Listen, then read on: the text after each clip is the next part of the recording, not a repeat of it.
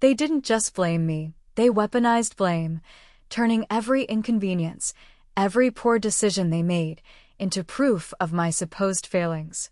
My son, Mark, always the charming victim, his wife, Sarah, sharp-eyed and calculating, and even my daughter, Lisa, once so sweet, now echoing their complaints.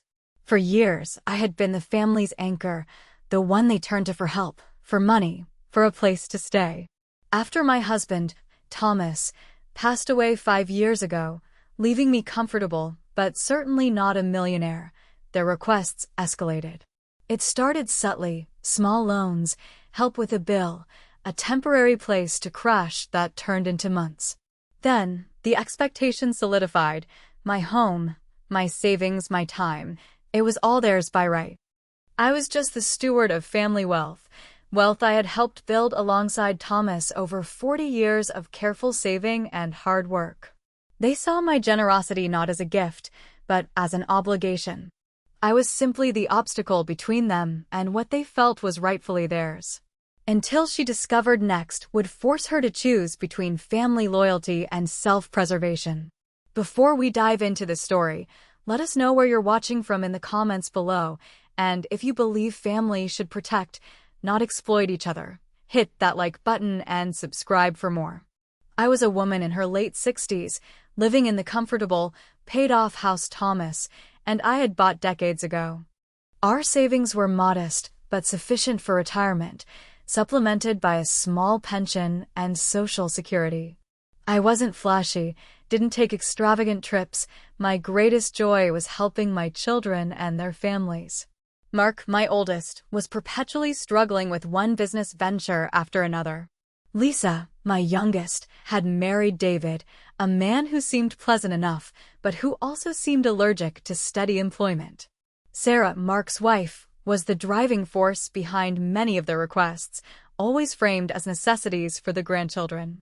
I adored my grandchildren, little rays of sunshine in a life that sometimes felt quiet after Thomas was gone.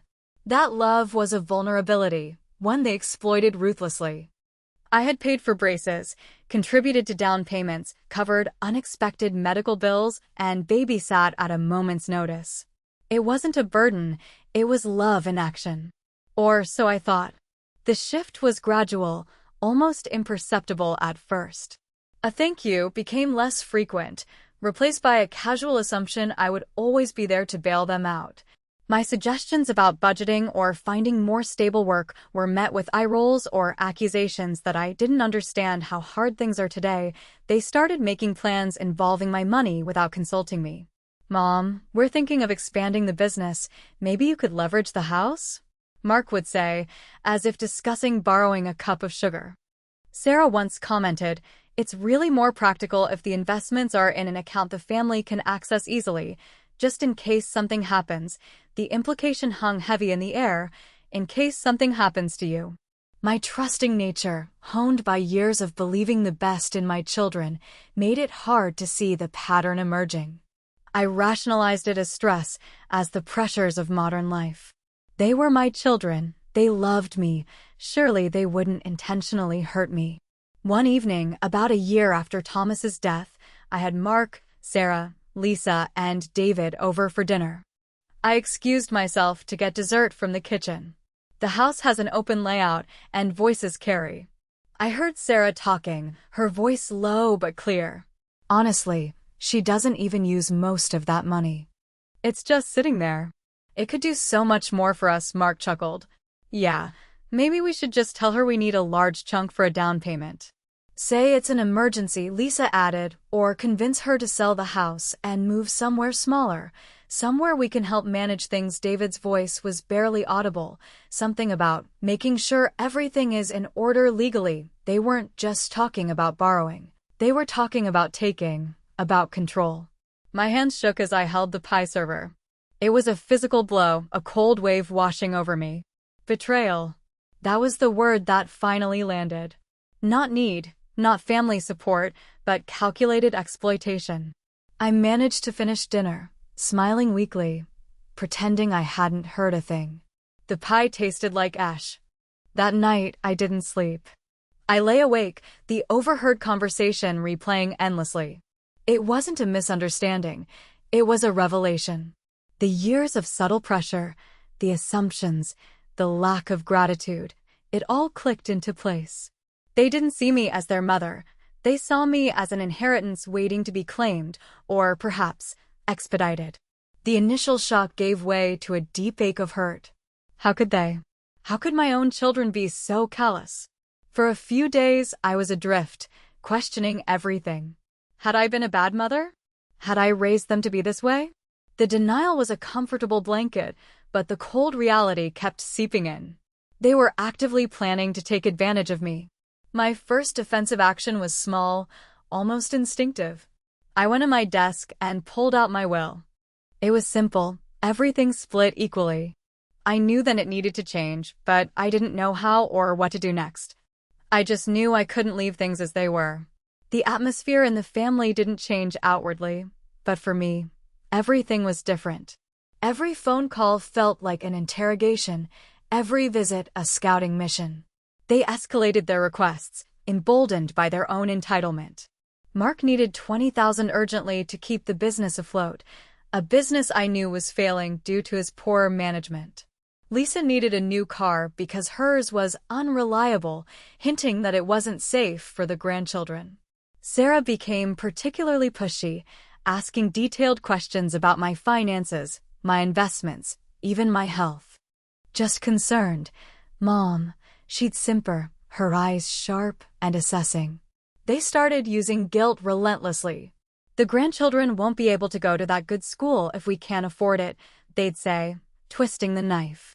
"It's hard to believe you wouldn't want to help your own flesh and blood," Lisa would sigh dramatically. They painted a picture where my reluctance to hand over large sums was proof of my selfishness, my coldness. I didn't argue. I didn't confront them about what I'd heard. Instead, I started documenting. Quietly, methodically. I kept a detailed log of every request, every penny I'd given them over the years, every conversation where money or property was mentioned. I took photos of their cars, which were far from unreliable. I saved every text message where they pressured me or made excuses. It was painstaking work, and with each entry, the cold knot in my stomach tightened. This wasn't just a few bad decisions. It was a pattern of calculated manipulation. My turning point came during a particularly nasty phone call with Mark. He demanded I sign a co-signer agreement for a massive business loan. When I hesitated, asking for details, he snapped, "Look, Mom, this is family. You either trust me or you don't. Are you going to help your son, or are you just going to sit on your money until you die?" His voice was laced with venom, pure entitlement stripped bare. That call solidified my resolve. I wasn't just dealing with entitled children, I was dealing with predators. They wouldn't stop until they had taken everything. The next day, I made an appointment with a lawyer specializing in elder law and estate planning. Mr. Harrison was a kind, no-nonsense man with shrewd eyes. I laid out my story, showing him my meticulous documentation. He listened patiently, occasionally nodding. When I finished, he leaned back in his chair. "Mrs. Peterson," he said gently, "your children see you as an ATM. And they're actively trying to gain control of your assets," he confirmed my worst fears. He explained my rights, the legal protections available to me, and the steps I could take to secure my future. He recommended updating my will immediately, creating a trust to protect my assets, and potentially initiating legal action if their behavior escalated. He advised me to stop giving them any money, effective immediately. "Prepare for backlash," he warned. "They will likely increase pressure when they realize the tap is off." Armed with legal knowledge and a clear plan, I began implementation. I changed my will, leaving specific instructions for distributions after my death, but ensuring my current security was paramount. I worked with Mr. Harrison to set up a protective trust, making it much harder for anyone, including my children, to access my funds or property while I was alive. I changed account passwords and set up alerts for any unusual activity. I stopped answering calls for money with excuses. I started saying no, a simple, firm no. The backlash was swift and intense, just as Mr. Harrison predicted. Mark accused me of not loving him. Lisa cried, claiming I was abandoning them. Sarah spread rumors among extended family that I was becoming senile and needed help managing my affairs, hinting at seeking guardianship. My sister, Carol, called, clearly having been fed a distorted version of events. "Martha, you need to help them. They're family. You can't just turn your back," she pleaded. I knew this was part of their strategy: isolate me, make me doubt myself, use the pressure of family loyalty against me. But their tactics only strengthened my resolve. I had seen the true face of their greed, and it was ugly. One evening, while visiting to drop off some of the grandchildren's old toys, a rare occasion I allowed them over, always supervised, I noticed Mark snooping around my desk. He claimed he was looking for a pen. Later, reviewing my security camera footage, another discreet measure I'd installed, I saw him going through my mail, specifically targeting financial statements. This wasn't just casual snooping. This was reconnaissance. He was looking for leverage, for ways to access my accounts. The smoking gun, however, appeared a week later. A letter arrived from a local bank addressed to me, referencing a loan application where my house was listed as potential collateral. I had never applied for a loan. The application included what looked like a scanned copy of my signature, poorly forged. It was clear they were trying to use my property without my knowledge or consent. This was beyond manipulation. This was attempted fraud. I immediately took the letter and the forged document to Mr. Harrison. His expression hardened. "This changes things, Mrs. Peterson. This is criminal," he explained the legal weight of attempted mortgage fraud and unauthorized use of property. This wasn't just family disagreement. This was a serious legal offense. We now had the leverage we needed. We decided to proceed with a cease and desist order regarding any further attempts to use my property or access my finances, backed by the threat of reporting the attempted fraud to the authorities. The order also stipulated no further financial requests and limited contact. It was a legal weapon, precise and powerful.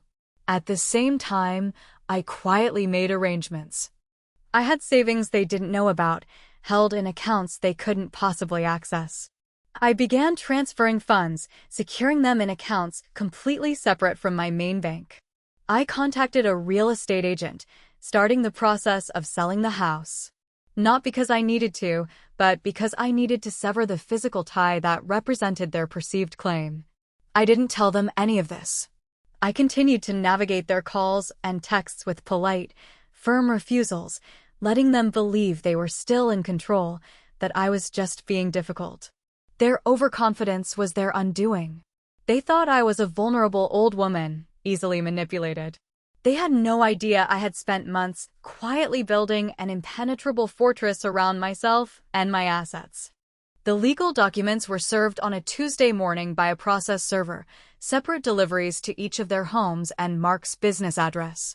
The carefully worded papers outlined the cease and desist, the evidence of attempted fraud, and the potential legal consequences if they continued their behavior or attempted further contact beyond agreed-upon limits regarding grandchildren. The ensuing chaos was immediate and spectacular. My phone, which had been mostly quiet since I stopped giving money, exploded. Missed calls piled up. Mark, Sarah, Lisa, David, even my sister Carol again. 40+ missed calls in the first hour alone. Their texts were a mix of outrage, panic, and sudden, fake apologies. "Mom, what is this? You can't do this. How could you hire a lawyer against your own children? This is a misunderstanding. Let's talk. We're sorry. Whatever we did, we're sorry." I didn't answer. I sat in my quiet house, watching their names flash across the screen, a strange sense of calm washing over me. I had anticipated this panic. It wasn't remorse. It was the dawning realization that their scheme had backfired spectacularly, that they had lost access to their anticipated source of wealth. I remained methodical. I changed my phone number the next day. I installed a better security system. I finalized the sale of the house to a lovely couple, making arrangements to move into a smaller, secure apartment complex across town, a location they didn't know and wouldn't easily find.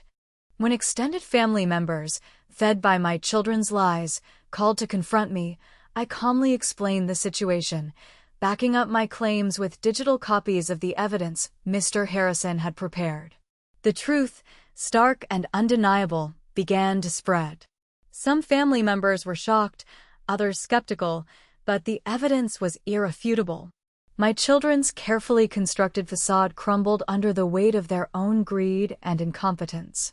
They made final, desperate attempts, showing up at my old house, sending flying monkeys, even vaguely threatening legal action themselves, which Mr. Harrison quickly shut down. But I was gone, physically and emotionally. The immediate aftermath was quiet.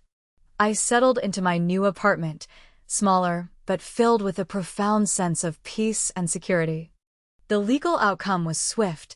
Facing the evidence of attempted fraud, they backed down completely, agreeing to the terms of the cease and desist rather than risk criminal charges. My assets were secure in the trust, out of their reach permanently. My children faced the consequences of their actions, not prison, but something perhaps worse for them, the complete loss of their golden goose and the damage to their reputations within the family circle. My new life was marked by clear boundaries. There was no contact, save for tightly controlled, supervised visits with the grandchildren arranged through a third party, Mr. Harrison's suggestion, which they begrudgingly accepted under legal pressure. I had lost my children in a way, but I had saved myself. My inner peace was hard-won, built on the foundation of standing up for myself. There would be no grand reconciliation, no magical healing of wounds. Some betrayals cut too deep. My strength came not from fighting them openly for years, but from quietly and strategically protecting myself, piece by painstaking piece. Thanks for watching till the end. If you enjoyed this story, give this video a like if you haven't already, and subscribe for more stories about standing up for yourself.